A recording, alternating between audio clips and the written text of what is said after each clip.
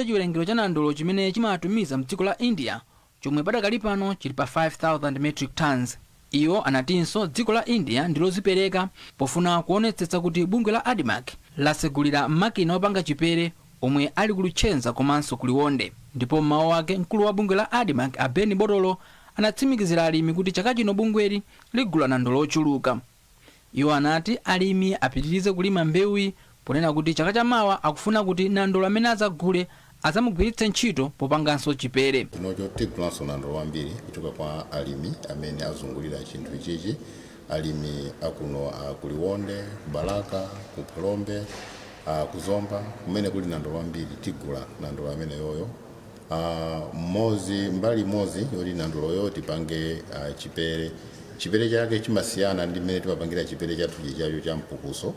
Ichi ni chipere yoti nandolo ja amaswedwa pawiri ndi amati chimene ndi chipere cha nandolo kwanza twacha ndiye alimi kale paja timangolima nandolo ja okolowera kusowa kolowera naye ndiye timangolira toka mmamizi panopa sichakudya iyayi ndi mbewu imene ngati kuti bweseraso ndalama ndiye ife tigulako mbewu imene jayo ina izalowa ku mashini athu awawo mwaona inayo mbali nayoyo tizagulisa kunja kuti pezekonso ndalama za kunja.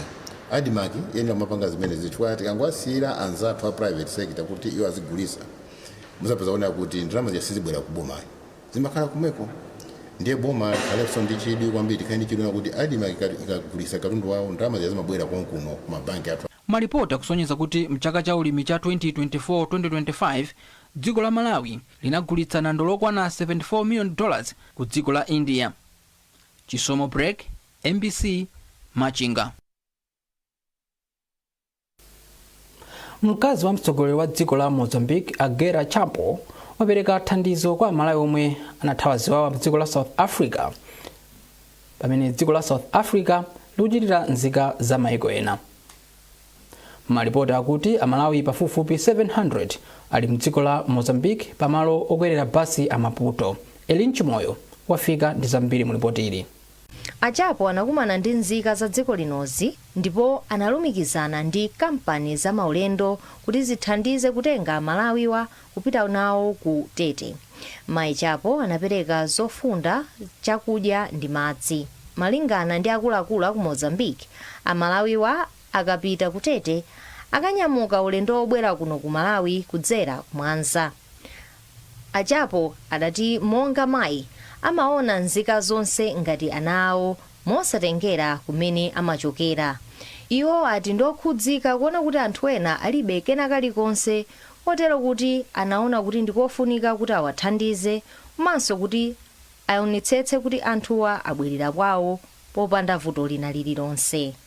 Ena mwa Malawi omwe analandira nawo thandizoli athokoza mayi Chapo ndi boma la Mozambique.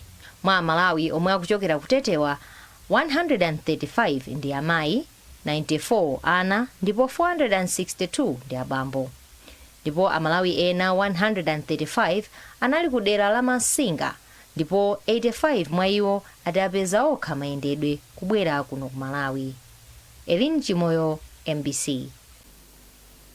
Nthambi ya boma yona zangozi zogwa mwadzidzidzi ya Dodoma yati pafupifupi makamaka pofika pa 1 July mwezi uno anthu pafupifupi 21,000 omwe anali mdziko la South Africa ndamene boma lawabweretsa mdziko muno ndipo awiri amwalira asanafike kwawo.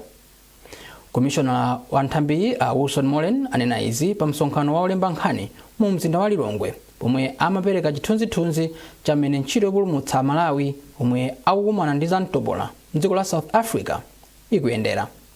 Pofika pano Molen ati boma lapereka 5 billion kwacha yogwirira ntchitoyi ndipo thandizo la mabungwe ndi anthu akufuna kwabwino likukwana pafupifupi 2 billion kwacha. Pa imfa ya anthu awiriwa Molen ati munthu woyamba anamwalira mdziko la Zimbabwe pomwe mayi wina wachiwiri wamwalira lero atangoloka chipata cha Mwanza. Adusa manambala amene tinayerekeza poyambirira paja tinayerekeza kuti poyambirira tinkati 600 namba imene inakwera mwachangu kufika pa 3000 kenaka tinali pa 10,000 15,000 manambala onse aja adusa pano tafika pa 21,000 komabe Amalawi adakatulukabe kubwera ku makampu amene ali ku South Africa makamaka ku Musina kumene kwakhazikitsidwa kampu ya sopano itatsekedwa kampu ija ya ku Durban. Komanso talandira malipoti kuti Amalawi ena anaenda kuchoka ku Durban kupita ku Mozambique ku Maputo, ndipo tikulankhulana ndi High Commissioner ku Maputo kuti tione kuti aenda bwanji kubwerera kuno kumuzi. Atataya Amalawi awiri, woyamba mayi anatisiya ku Zimbabwe akubwera kuno kumuzi. Komanso lero lomwe talandira uthenga kuti mayi amodzi atisiya atangoloka boda ya Mwanza, ndipo details ambiri sitinalandire, komabe tikhala tikufotokozerani tikakhala kuti talankhulana ndi anzathu a chipatala cha Mwanza. Ntchito yomanga msewu waliwonde Matawale yayamba. Nduna yona zamtengatenga Ajapi Mhango ndiyo yakhazikitsa ntchitoyi. Polankhula ku malosa mboma la Zomba a Mhango anati boma ndilodzipereka kuonetsetsa kuti mdziko muno muli misewu yolimba komanso yopirira kukusintha kwa nyengo. Kumbukani Phiri ali ndi zambiri mu ripoti ili. Nduna yona zamtengatenga Ajapi Mhango akhazikitsa ntchito yokonzanso msewu waliwonde Matawale. Mhango anati boma laika chidwi chachikulu poonetsetsa kuti misewu mdziko muno ikhale yabwino. Mhango anati msewu umenewu ukuyembekezereka kutha miyezi 24 yomwe ili zaka ziwiri. Iwo anati aonetsetsa kuti msewu wamangidwa mwadongosolo komanso mu nthawi yake yoyikika. Ndinokondo kuti nabwera kuno ku Zomba, tinene kuti machinga ndi Zomba kuzakhazikitsa ntchito yomanganso msewu ochoka ku Liwonde bwera kuno ku Matawale ku Zomba. Msewu umene woyipa kwambiri, si okhawo msewu woyipa, ni msewu yoyipa yambiri mdziko muno, komanso unanyanya ni mbali imodzi ya North South Corridor. Ndi project imene amatanzania azatu a World Bank kuti tikonzetse msewu yathu kuti kuyenda ukakatundu mdziko muno kusamakhale kovuta. Choncho ine ndifuna ndathokoza World Bank pano kuchoka pasi pa mtima malo mwa president athu Professor Zabita Mthalika kuti Tanzania ulabwera pa nthawi yoyenerera kuti tite kukonzanso misewu yathu mdziko muno. Mukudziwa ni kuti president umanganso msewu ochoka pansipe kubwera ku Liwonde umene akuthandiza athu African Development Bank, komanso msewu wa M1 kuchoka ku Lilongwe kwafika ku Chiweta Kurumpi nawonso tikukonza kuthandiza ndi athu a EU. Osiwo tikwathokoza kuchokera paso mtima fa Tanzania kutipasa tazamene kuthandiza kuti tikonze msewu wathu mdziko muno. Ndiye ine malo maboma ndimati ndithokoze, ndipo ndinokonda kuti anthu akuno ku Zomba akumachinga chito imenechi achitandira ndi manja awiri. Ndipo poyankhulapo phungu wa dera la Zomba Malosa a Grace Kwelepeta anati ndiosangalala kwambiri ndi kukonzedwa kwa msewu omwe anati wapha anthu ambiri ochokera mdera lawo. Lero ndi munthu wosangalala kwambiri, ndipo ndikhulupirira zokuti zokayankhula zanga zambiri m'parliament zikachepa chifukwa nthawi zonse tikangoyima imakhala nkhani yopita kwa Minister of Transport.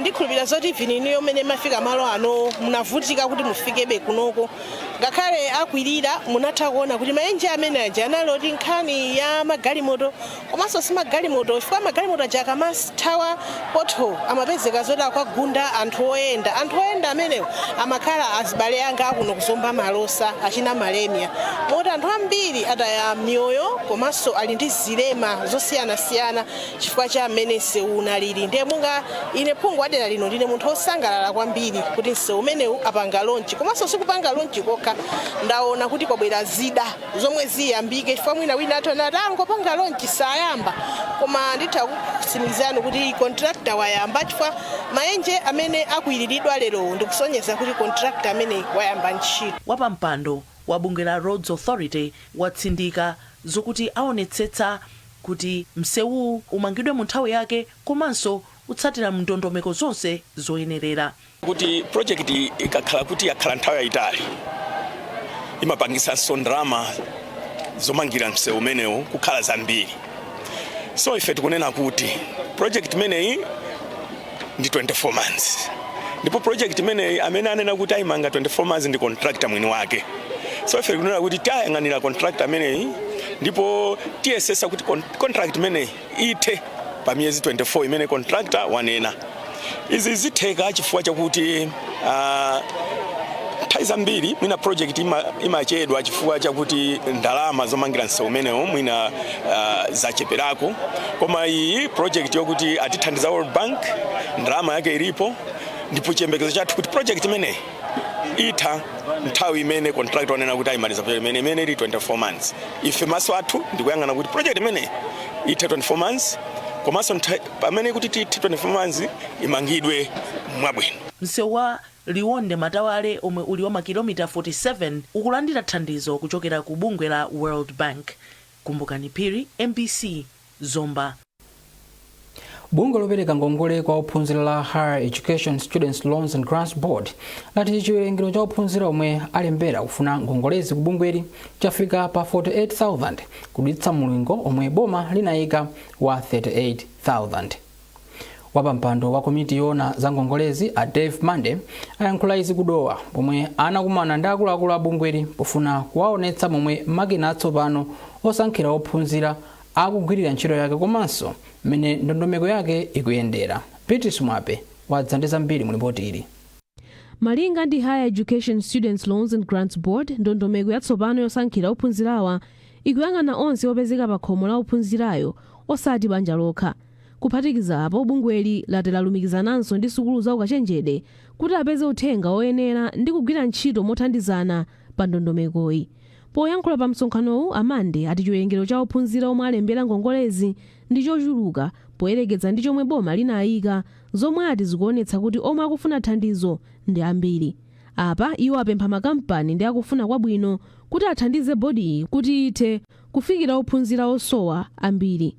Nkhani ikuyenda bwino chifukwa ophunzirawa pachiyambi boma linaganiza kuti akhoza kukwana 38,000 koma pano aonjezera ndi another 10,000 ukhala 48,000. Koma tikupempha anthu akufuna kwabwino makampani komanso ma individuals amene ndi kuthekera kuti akhoza kutithandiza chifukwa cholinga ndi chothandiza mwana amene akuvutika koma patsogolo pa akaphunzira azathandiza kukweza komanso chitukuko cha dziko la Malawi. Chitsimikizo chimene tikupereka ndi choti ndondomeko iyenda bwino mwachilungamo komanso mwabwino nchifukwa chake tayitana anthu amene tinali lero achokera m'masekta osiyanasiyana kuti tiyafotokozere za njira imene tapanga, ngati pali pena pachipola kuika kapena pali pena pamene afuna kuonjezera anthuwa tionjezere kuti aliyense akhale osangalala. Wachiwiri kwa pampando wa komiti yona za maphunziro ku nyumba ya malamulo a Gordon Msilimba ati mpofunika kuunikanso ndalama zomwe zikupita ku bodi pa dongosolo lounikanso ndondomeko ya zachuma ku nyumba ya malamulo kuti zigwirizane ndi kukwera kwa ndalama zolipirira sukulu. Amsilimba ati zikapanda kutero zichepetsa chiwerengero cha ophunzira omwe akufuna kupindula ndi dongosolo la ngongolezi. Boma danena kuti lifuna lipereke ngongole kwa ophunzira 38,000. Na ofisi so yakweraso ndi 100%. Zonazonera kuti amene angapindule ndi kukwera mtengo kwa fees akuyena kukhala 19,000. So ni manena kuti ifeyo ngati parliament tikuyena kupanga lobby treasury kuti wonjezera allocation. Kuti cholinga cha boma chofikira anthu ana school 38,000 chikwaniritsidwebe. A Higher Education Students Loans and Grants Board anatseka ntchito yolembera ngongolezi pa 24 Juni ndipo ati zotsatira azitulutsa mwamsanga kuti zigwirizane ndi nthawi yomwe sukulu za ukachenjede zikutsegulira chaka cha maphunziro chawo. Beatrice Mwape, MBC, Dowa. Mukuonera nkhanizi kuchokera kuno ku MBC. Tiyeni tionenso mitu yake. Boma la India lalimbikitsa alimi a mbewu ya nandolo mdziko muno kuti alime nandolo ochuluka chifukwa dziko la India ndilokonzeka kugula. Nthambi yoona ngozi zogwa mwadzidzidzi ya Dodoma yati pofika pa 1 July anthu 21,000 ndi amene boma lamabweretsa kuchokera mdziko la South Africa. Komiti yapadera ya nyumba ya malamulo yomwe ikufufuza za ngozi ya kuchikangawa yamaliza gawo loyamba la kafukufuku wake.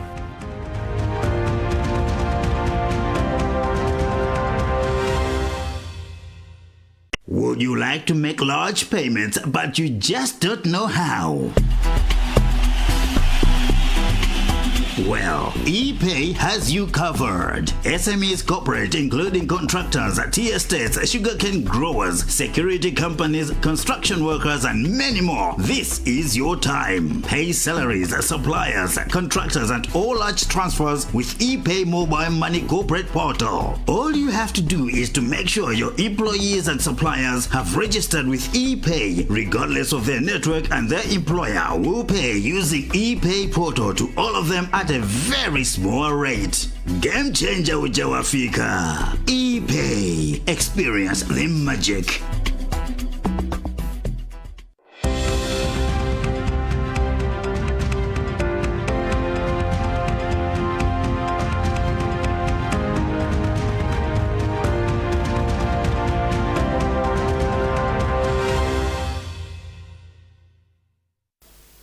takulandiraniso mu gawo lotsiriza la nkhanizi.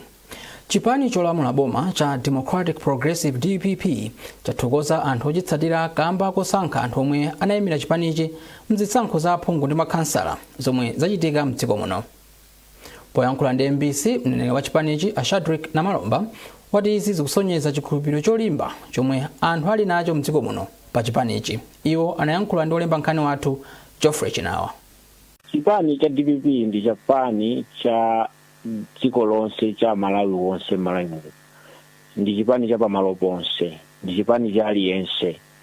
Ndiye pamene tikutuluka mu zisankho zimenezi, pamene tikupeza aphungu kumulunguzi kubalaka uko, kupeza so akhansala kumachinga komanso membala amene ndi wathu koma anayimira independent.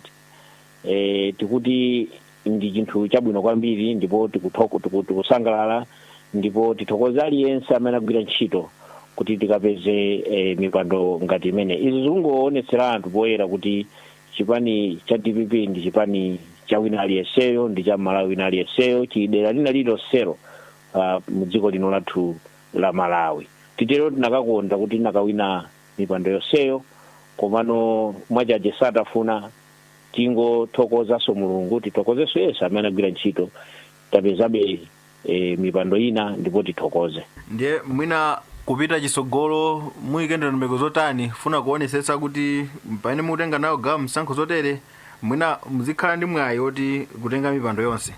Ndero kuti palipena ndi pena pamene tabwereranso taunikira kuti nakachita bwino apo, mwina zinakatichitira bwino apo, taunikira kale ndipo tikhala tikuzikonza kupita kutsogolo, chifukwa titeronso kuti umaphunzira pamene walepheranso.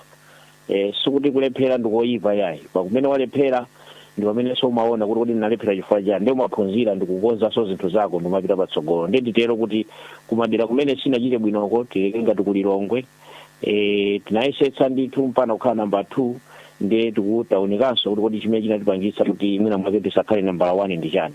Ndi zimenezo tikhala tikuzikonza, tikamabweranso kutsogolo kuno kudzakhala mwayi wina tidzakhala kuti no tikuchita bwino kutsogoloko.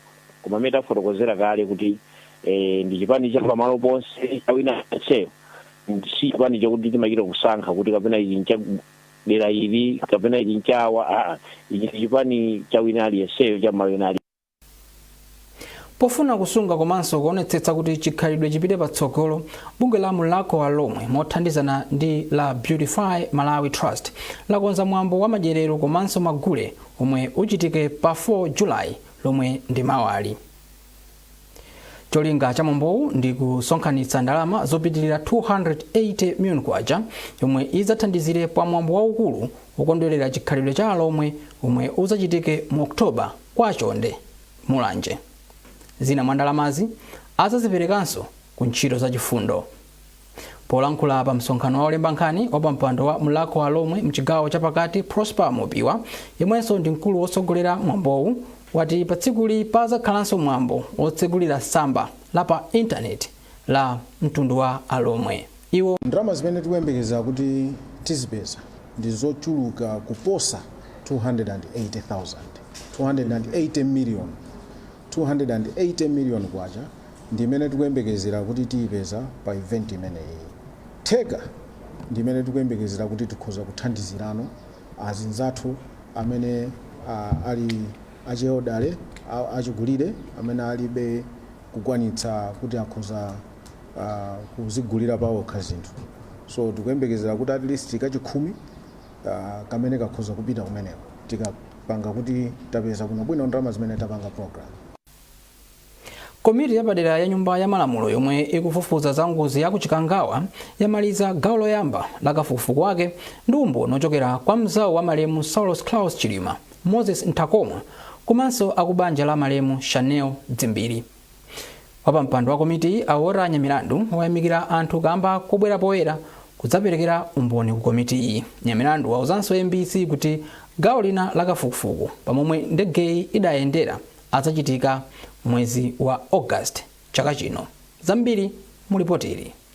Kafukufuku wa ngozi ya ndege yomwe inagwera ku Chikangawa adayamba lachisanu mamawa ndi umboni ochokera kwa Moses Ntakomwa omwe anauza komiti kuti adalandira foni kuchokera kwa Major General John Sonti pa 10 April kuti ndegeyi yapezeka, ngakhale kuti boma pa nthawi iyo linali lisanalengeze za izi. Ndipo Aidina Muluzi yemwe ndi mwana wa malemu Chanel Dzimbiri Muluzi ati ndi odandaula kuti sanalandire mafoni a malemu mayawo, komanso kuti mafoniwa amagwira ntchito patatha miyezi 4 chichitikireni ngoziyi. Wapampando wa komiti ya nyumba ya malamulo yomwe ikufufuza za ngoziyi wota Nyamilandu wati ndi okhutira ndi momwe umboni ukubwerera pa nkhaniyi. Tinakumana ndi ma stakeholders osiyanasiyana, aku army, aku polisi, OPC, ma families, so koma inali gawo lovuta kwambiri, lomvetsa chisoni fuka tinakumanaso ndi ma families amene anakhuzidwa kwambiri pa ngozi imeneyi. Inali gawo lowawa kuti timabwerera mbuyo kumakumbusidwa kumakumbusanso iwowo, koma ndine kuti panali full cooperation ya ma stakeholders onse, ma witnesses amene tinapanga plan kuti abwere ndinene apapa onse abwera.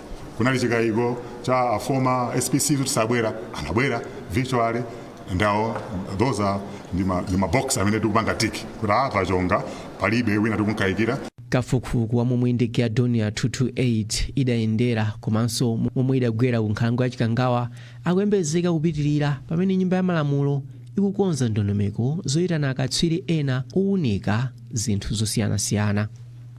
Trust Office, MBC, Lilongwe. Kupititsa patsogolo ntchito za mafakitale mdziko muno akuti ndi njira yofunika kwambiri pa ntchito yobwezeretsa chuma cha dziko lino mchimake. Mmodzi mwa akuluakulu ku bungwe la Malawi Investment and Trade Center MITC, Love Mondege, ndiye wanena izi kumzuzu pa mwambo owunika ndondomeko zatsopano zomwe bungwe lilakonza kuti zithandizire pa ntchito yobwezeretsa chuma cha dziko lino mchimake. Jackson Sichali akufotokoza zambiri.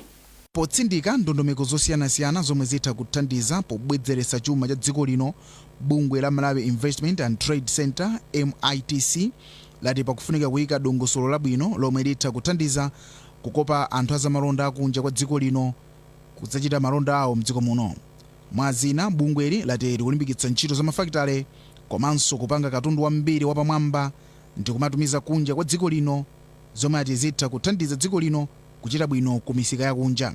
Mmodzi mwa akuluakulu ku bungwe la MITC, Love Mondege, anati ndondomeko zomwe bungwe lilakonza zithandiza pa ntchito yotukula chuma cha dziko lino komanso kukwaniritsa masomphenya a Malawi 2063.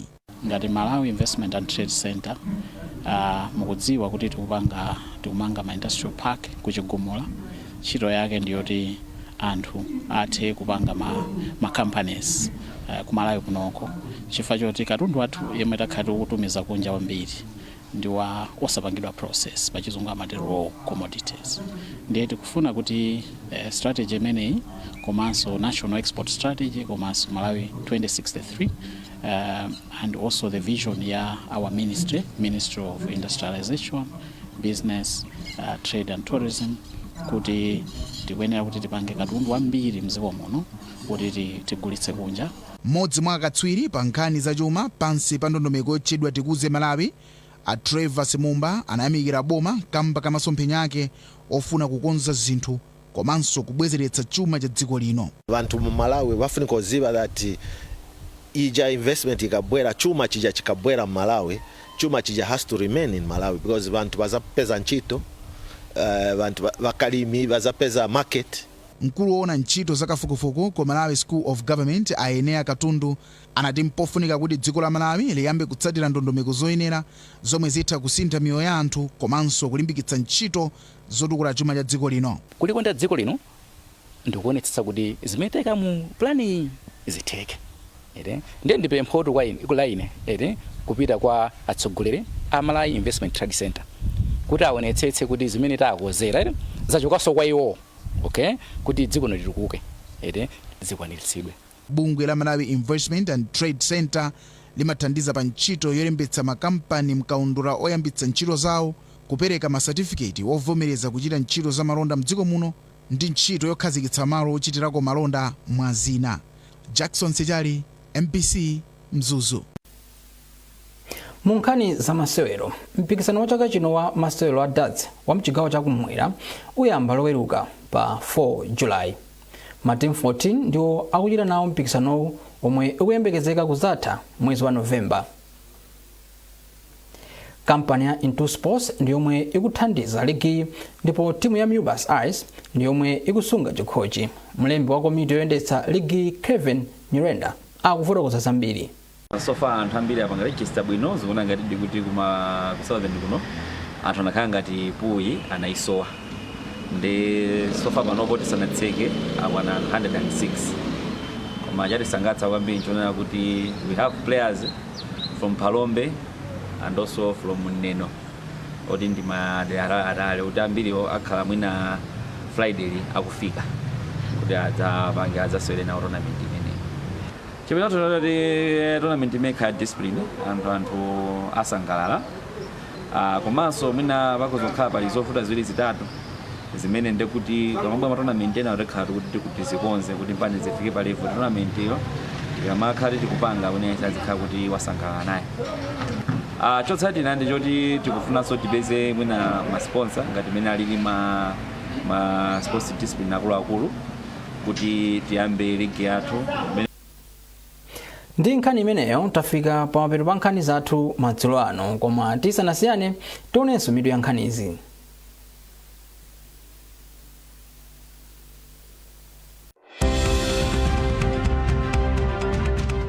Boma la India lalimbikitsa alimi a mbewu ya nandolo mdziko muno kuti alime nandolo ochuluka chifukwa dziko la India ndilokonzeka kugula. Nthambi yoona ngozi zogwa mwadzidzidzi ya Dotima yati pofika pa 1 July anthu 21,000 ndi amene boma lamabweretsa kuchokera mdziko la South Africa. Komiti yapadera ya nyumba ya malamulo yomwe ikufufuza za ngozi ya kuchikangawa yamaliza gawo loyamba la kafukufuku wake.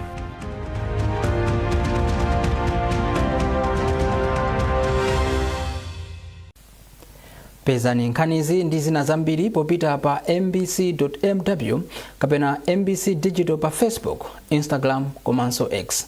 Munali ndine Chisomo Break ndi mzangayu Linile Mponda. Usiku wabwino mwakoma nonse.